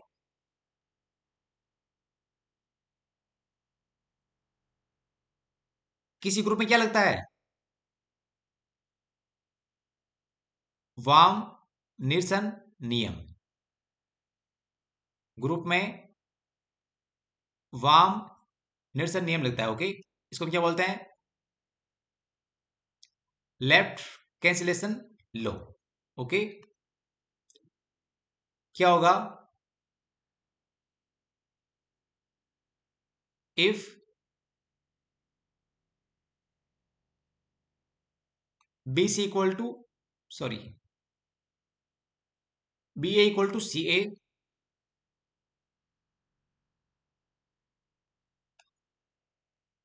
for a B C belongs to ji.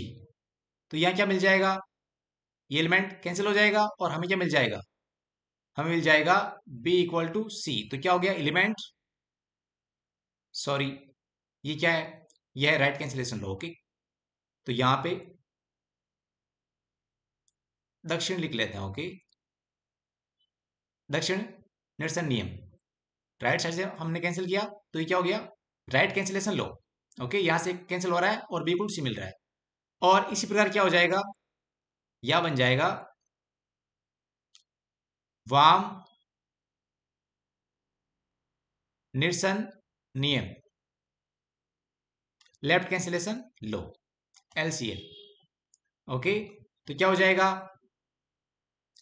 If a b equal to a c, for a B C belongs to G, तो क्या हो जाएगा? यहां हो जाएगा बी इक्वल टू सी, अर्थात ए क्या हो जाएगा? लेफ्ट साइड से कैंसिल हो जाएगा। अल्टीमेटली वो कैंसिल ही हो रहा है, वो क्या कर रहे हैं? ए इनवर्स से ऑपरेट करवा देंगे, तो वो गायब हो जाएगा, राइट। क्योंकि ग्रुप में हर एक एलिमेंट का इनवर्स एग्जिस्ट करता है। तो ये थी ग्रुप की 5 प्रॉपर्टीज। और अब आगे बढ़ते हैं नेक्स्ट पेज। यहां लिखते हैं प्रॉपर्टी 6।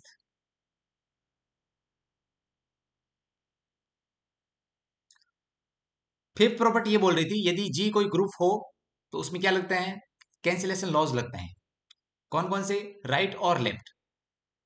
ये जो सिक्स प्रॉपर्टी है, ये फिफ्थ प्रॉपर्टी की रिवर्स है। ओके, ये क्या बोलती है? ये बोलती है if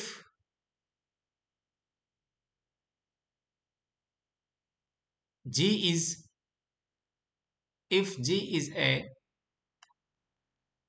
finite semi group and right cancellation law left cancellation law, hold in G. अर्थात क्या हुआ कि जी क्या है, जी एक परिमित सामी समूह है और उसमें क्या लगता है, राइट कैंसिलेशन लो अर्थात दक्षिण निरसन नियम और लेफ्ट कैंसिलेशन लो अर्थात वाम निरसन नियम।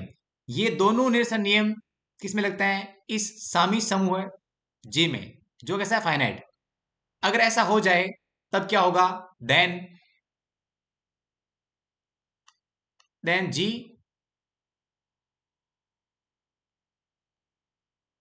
Will be a group. Hindi में लिखते हैं, यदि किसी परिमित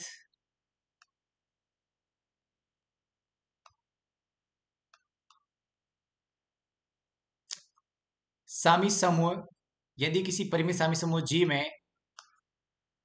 जी में वाम निरसन नियम, वाम निरसन नियम तथा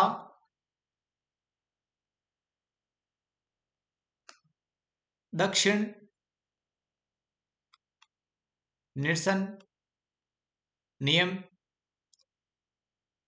लागू हो अथवा सत्य हो, या नियमों का पालन, नियम का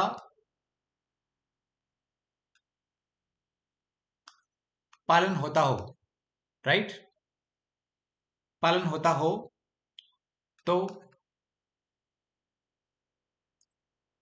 एक बात मैं आपको यहां वापस बता देता हूं कि अगर किसी ग्रुप जी में निरसन नियम लगता है अर्थात कैंसिलेशन लॉ होल्ड होता है, तो इसका मतलब ये नहीं कि केवल किन्हीं 3 एलिमेंट के लिए है, ये फॉर ऑल है यहाँ पे, ओके, फॉर ऑल एलिमेंट्स। अगर ग्रुप के प्रत्येक 3 अवयव एबीसी के लिए ये बातें ट्रू होती है, तो हम क्या बोलते हैं कि जी में निरसन नियम लगते हैं, okay, cancellation laws hold in group G if these two are true for any 3 elements abc belongs to g, right. तो सभी एलिमेंट्स के लिए होना चाहिए ये। तो यहां क्या लिखा हमने, यदि किसी परिमित, यहां फाइनाइट लिखा हुआ है, ये इंपॉर्टेंट है, इसके बिना नहीं होगा, फाइनाइट सेमी ग्रुप हो और उसमें क्या लगता हो, राइट कैंसिलेशन लो और लेफ्ट कैंसिलेशन लो हो, तो वह तो वह फाइनाइट सेमी ग्रुप तो वह फाइनाइट सेमी ग्रुप क्या होगा, एक ग्रुप बन जाएगा। तो वह फाइनाइट सेमी ग्रुप एक ग्रुप अर्थात एक समूह होगा, राइट। अब चलते हैं पॉइंट नंबर 7। वो क्या बोलता है,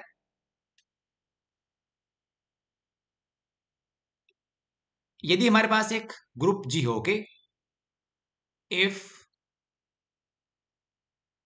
जी is a group and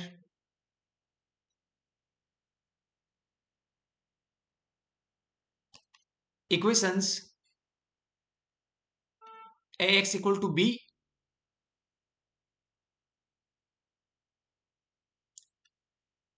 and y equal to b for all a b belongs to g have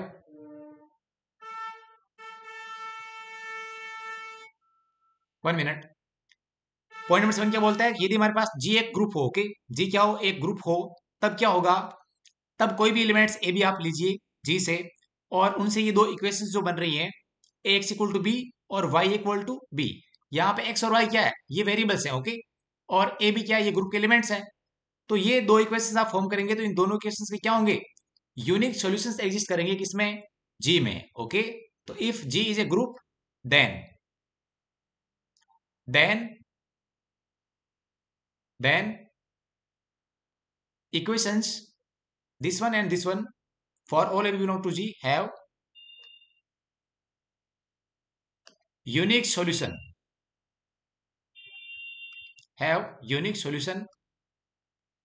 in G, या हिंदी में लिखते हैं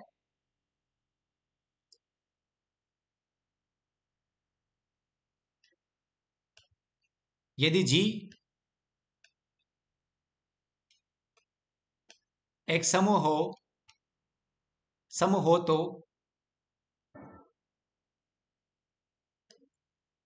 प्रत्येक AB बिलोंग्स टू G के लिए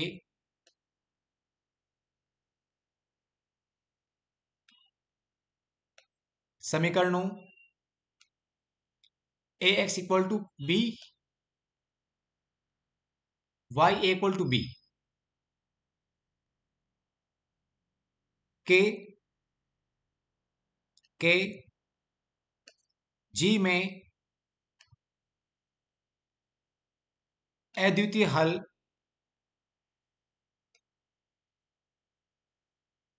विद्यमान होते हैं। हमने क्या बोला कि मान लीजिए कोई भी दो एलिमेंट आप ले रहे हैं जी से, ए बी कोई भी एलिमेंट हो सकते हैं, ओके। जी है आपका ग्रुप और जी के दो एलिमेंट ए बी हमने लिए और हमने ये दो इक्वेशंस फॉर्म की, ओके, एल्जेब्रिक इक्वेशंस अर्थात बीजीय समीकरण। तब क्या होगा, इनके सॉल्यूशन जो होंगे वो जी में एग्जिस्ट करेंगे और इतना ही नहीं, सॉल्यूशन कैसे होंगे, यूनिक भी होंगे, अर्थात एक्स की केवल एक वैल्यू आएगी हमें यहां से, केवल एक एलिमेंट होगा जी का ऐसा जो क्या करेगा, इसको सेटिस्फाई करेगा, और केवल एक एलिमेंट होगा जी का ऐसा जो क्या करेगा, इसको सेटिस्फाई करेगा।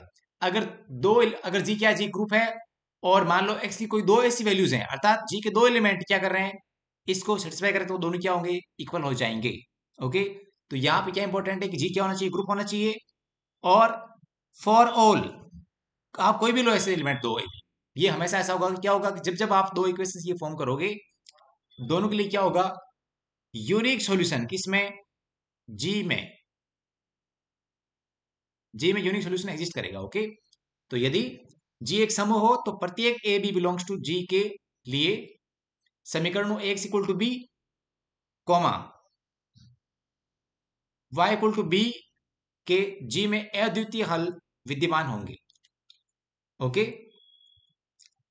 तो अब आप ये पूछोगे मुझसे, क्या सर ऐसा होता है क्या कि मान लो जी क्या है, कोई ग्रुपोइड या लूप या सेमी ग्रुप या कुछ और हो, और उसमें क्या हो, उसमें मान लो कि जब जब आप ये दो इक्वेशन फॉर्म कर रहे हो, तो मान लो इनके सॉल्यूशन भी वहां एग्जिस्ट कर रहे हो, तो क्या वो जी ग्रुप होगा, क्या वो जी ग्रुप बनेगा। तो इस बात के लिए ये पॉइंट नंबर 8 है हमारे पास, ये क्या बोलता है, ये बोलता है if G is a semi group, if G is a semi group and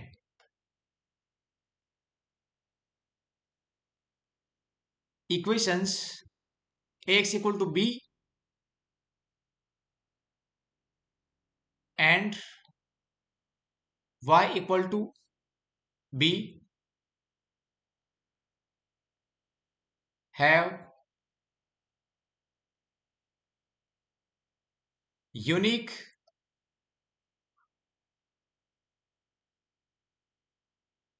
solution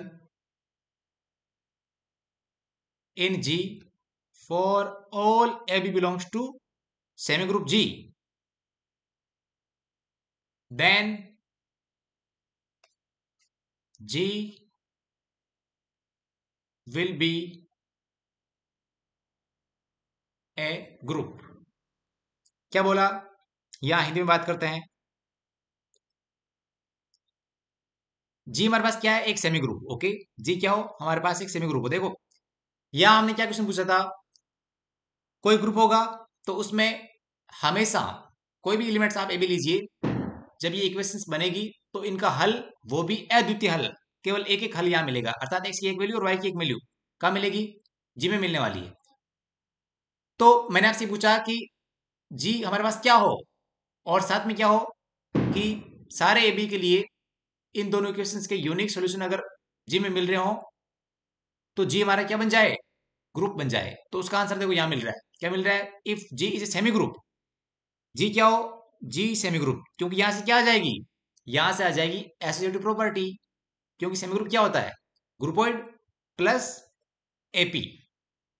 तो हमारे पास जी क्या हो, सेमी ग्रुप हो, और equations A equal to B and Y A equal to B का यूनिक सॉल्यूशन हो, किसमें, जी में, सारे ए बी के लिए। ओके, यूनिक सॉल्यूशन हो वो भी सारे ए बी के लिए, तो जी क्या हो जाएगा, जी ग्रुप बन जाएगा। ओके, इन रिजल्ट्स को आप याद रखें, इन पे बेस्ड क्वेश्चन पूछे जा सकते हैं एग्जाम में ऑप्शंस बनाकर, राइट। तो यहां लिखते हैं हिंदी में, यदि जी, यदि जी एक सामी समूह हो तथा प्रत्येक A B belongs to G के लिए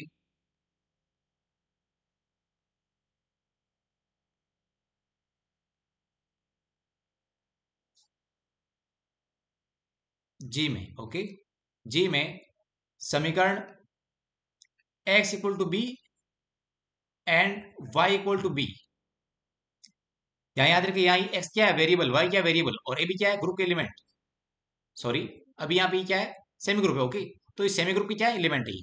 यदि जी एक सामी समूह हो तथा प्रत्येक A B belongs to G के लिए जी में समीकरण इन दोनों के, ओके, के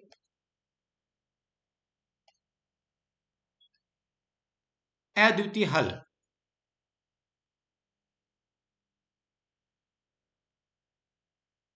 विद्यमान हो, तो जी एक समूह होगा, तो जी एक समूह होगा। यदि जी क्या है, सेमी ग्रुप हो, और यदि साथ में ऐसा हो जाए, तो जो सेमी ग्रुप है वो क्या बन जाएगा, वो ग्रुप बन जाएगा। ओके, अर्थात ऐसा होने से क्या हुआ, देखो जी क्या है, सेमी ग्रुप, तो इसमें क्या होगा, नॉन एम्प्टी सेट और एक बाइनरी ऑपरेशन और एपी यानी एसोसिएटिव प्रॉपर्टी वो इसमें होगी।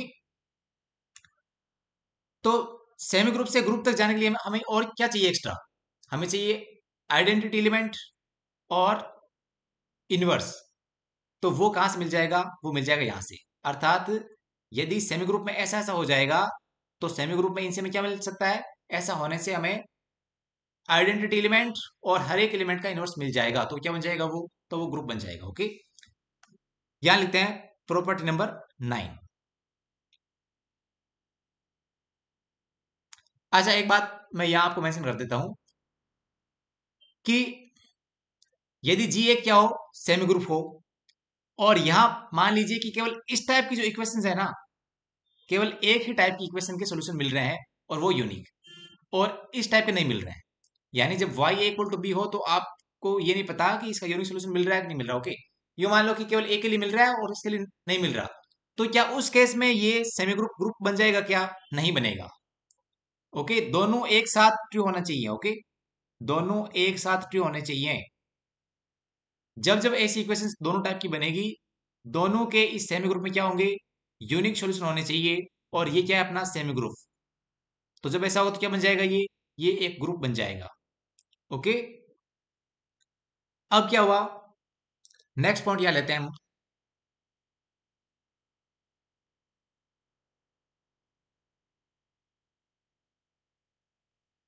If G is a semi group, semi group and, अच्छा इसकी बात करने से पहले मैं आपको यहां बता देता हूं कि ग्रुप में राइट आइडेंटिटी और left identity and right inverse और लेफ्ट इनवर्स क्या होता है किसी भी एलिमेंट के लिए, तो यहां बात कर लेते हैं।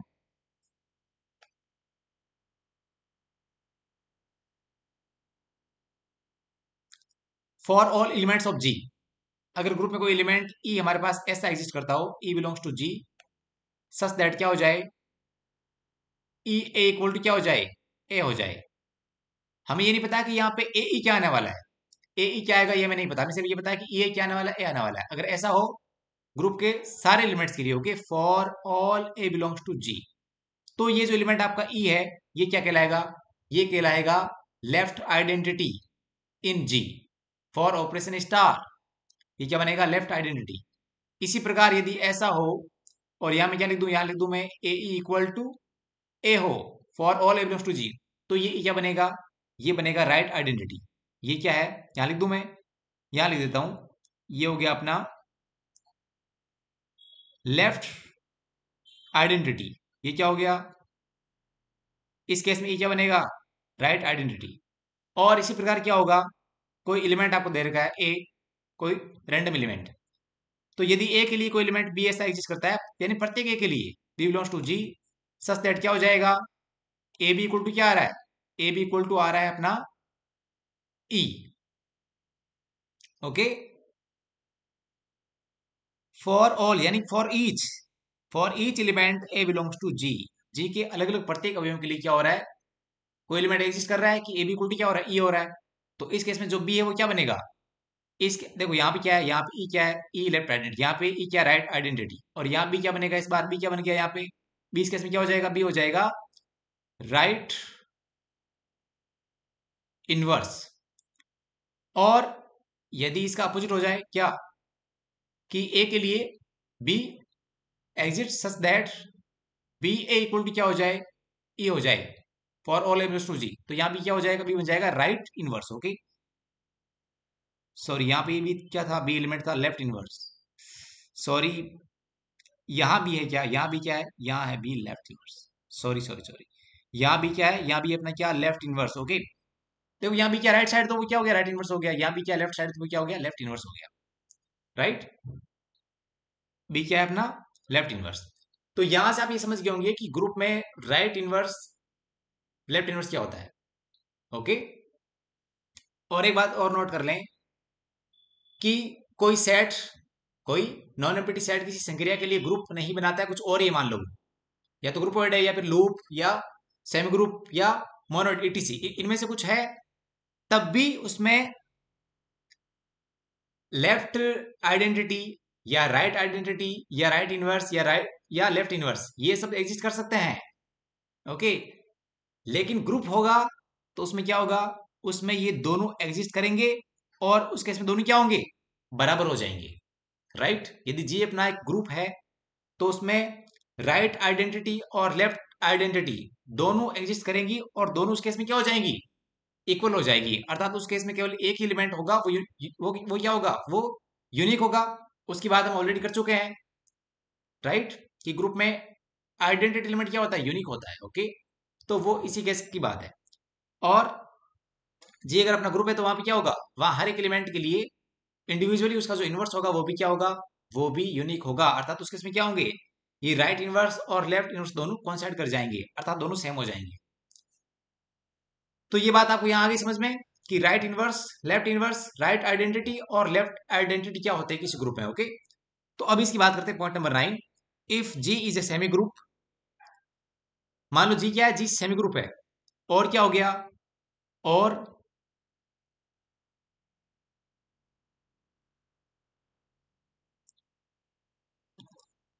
Left identity and left inverse exist. Actually ये क्या होगा, ये तो होल ग्रुप के लिए एक ही एलिमेंट होगा, वो काम करेगा एज ए लेफ्ट आइडेंटिटी। और लेफ्ट इनवर्स मतलब क्या है यहाँ पे, कि हर एक एलिमेंट के लिए अलग अलग लेफ्ट इनवर्स एग्जिस्ट कर रहा है, ओके। हर एक एलिमेंट के लिए अलग अलग लेफ्ट इनवर्स एग्जिस्ट कर रहा है। यदि ऐसा हो जाए देन देन क्या हो जाएगा साथियों, इस स्थिति में इस स्थिति में क्या होगा, अगर लेफ्ट आइडेंटिटी और लेफ्ट इनवर्स दोनों एक साथ, लेफ्ट आइडेंटिटी तो सारे सेट जी के लिए और ये हर एक एलिमेंट के लिए इंडिविजुअली अगर इनवर्स एग्जिस्ट कर रहा है और वो जी क्या हो, जी अपना सेमी ग्रुप हो, तो उस केस में क्या हो जाएगा, उस केस में ये तीन चीजें होने से क्या हो जाएगा, राइट आइडेंटिटी क्या हो जाएगा, राइट आइडेंटिटी एंड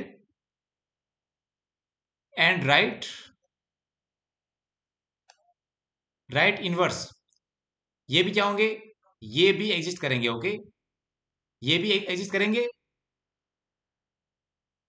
और वो क्या हो जाएंगे, वो दोनों सेम हो जाएंगे। तो अल्टीमेटली क्या बन जाएगा, ये सेमी ग्रुप ग्रुप बन जाएगा। देन ये एग्जिस्ट करते हैं और एग्जिस्ट करने से क्या हो गया, एग्जिस्ट करने से वो क्या हो गया, G will be a group. Right, G क्या बन जाएगा, जी यहाँ ग्रुप बन जाएगा। और सिमिलरली यहां पे आप क्या लिख सकते हैं कि जी इज ए सेमी ग्रुप। यदि जी क्या हो, जी एक सामी समूह है और उसमें मान लो क्या हो रहा है कि राइट आइडेंटिटी होल सेट जी के लिए और हर एक एलिमेंट के लिए, जी के हर एक एलिमेंट के लिए राइट इनवर्स एग्जिस्ट कर रहा है। तो सेमी ग्रुप, राइट आइडेंटिटी और राइट इनवर्स, ये तीन चीजें होने से क्या होगा, उसमें लेफ्ट आइडेंटिटी और लेफ्ट इनवर्स दोनों वो भी एग्जिस्ट कर जाएंगे और ये दोनों इक्वल हो जाएंगे। इसके right identity left identity equal हो जाएगा और हर एक एलिमेंट का लेफ्ट इनवर्स उस एलिमेंट के राइट इनवर्स के साथ कॉन्सेंट कर जाएगा, तो भी वो क्या बन जाएगा, तो वो ग्रुप बन जाएगा। ओके, तो इस बात को मैं थोड़ा और क्लियरली लिखता हूं नेक्स्ट पेज पे। हमने क्या लिखा, या हिंदी में लिखते हैं इस बार। यदि यदि जी यदि जी एक सामी समूह हो, यदि जी एक सामी समूह हो और क्या हो, first there exist E belongs to G such that E A equal to क्या हो गया, A for all A belongs to G। Okay, ये क्या है, ये है अपना लेफ्ट आइडेंटिटी, अर्थात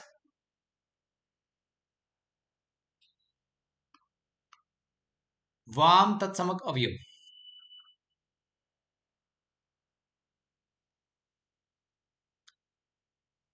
there exist B belongs to G such that BA equal to E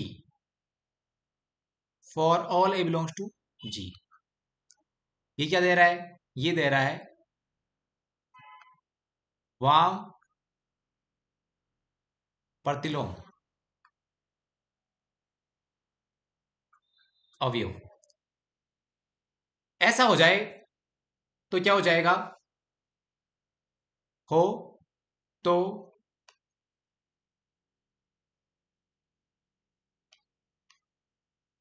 जी एक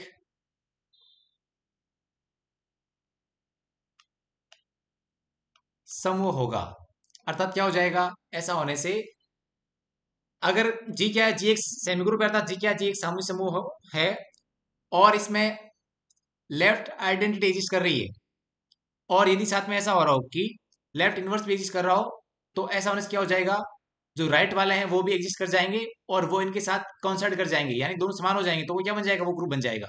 ओके, तो यहां पे ये बात आप यूं भी लिख सकते हो, यदि जी एक सामी समूह हो और यहां पे देयर एग्जिस्ट ई, यहां लिखता हूं मैं वापस,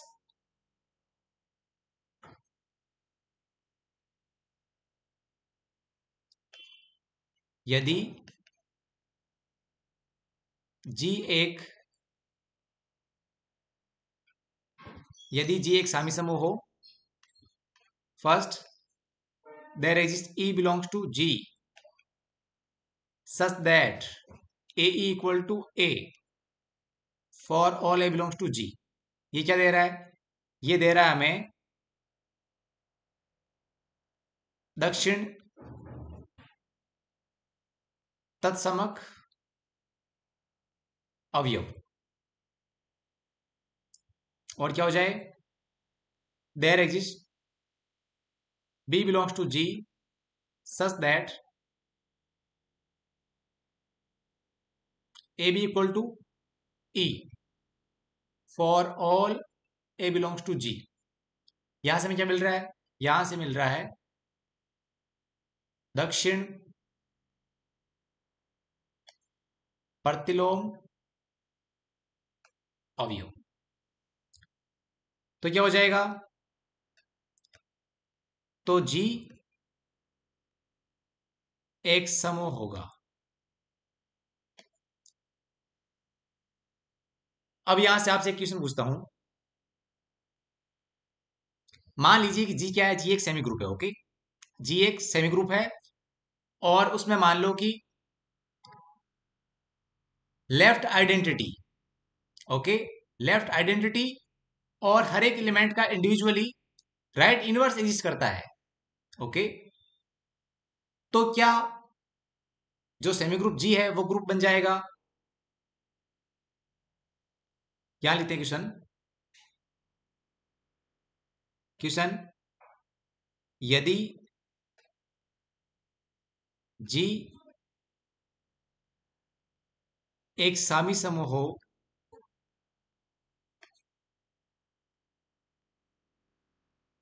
तथा इसमें वाम तत्समक वाम तत्समक अवयव, इसमें वाम तत्समक अवयव व दक्षिण प्रतिलोम, वाम तत्समक अवयव व दक्षिण प्रतिलोम, ये किसके लिए? यहां लिख देते हैं प्रत्येक एलिमेंट के लिए। ओके, प्रत्येक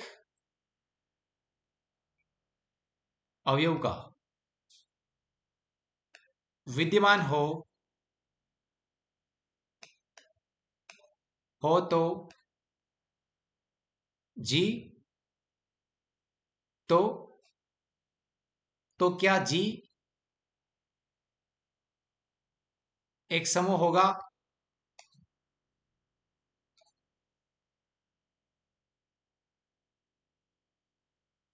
option one yes, option two no, option three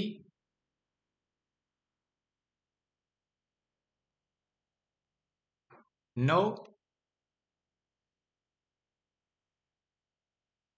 इन जनरल, ऑप्शन फोर्थ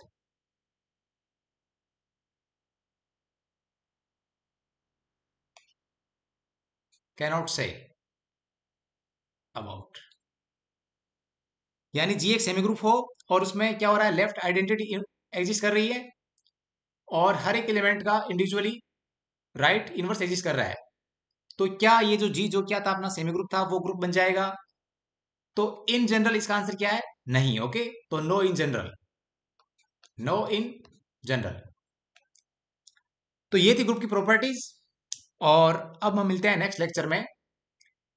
तब क्या पढ़ेंगे? तब हम पढ़ने वाले हैं integral powers of elements of A group, यानी समूह के किसी अवयव की पूर्णांक घातें और उसके बाद ग्रुप में किसी एलिमेंट का ऑर्डर क्या होता है, यानी समूह में किसी अवयव की कोटि। इनकी बात हम नेक्स्ट लेक्चर में करने वाले हैं। आई होप अब तक जो पढ़ा वो आपको समझ में आया होगा। थैंक यू सो मच, धन्यवाद।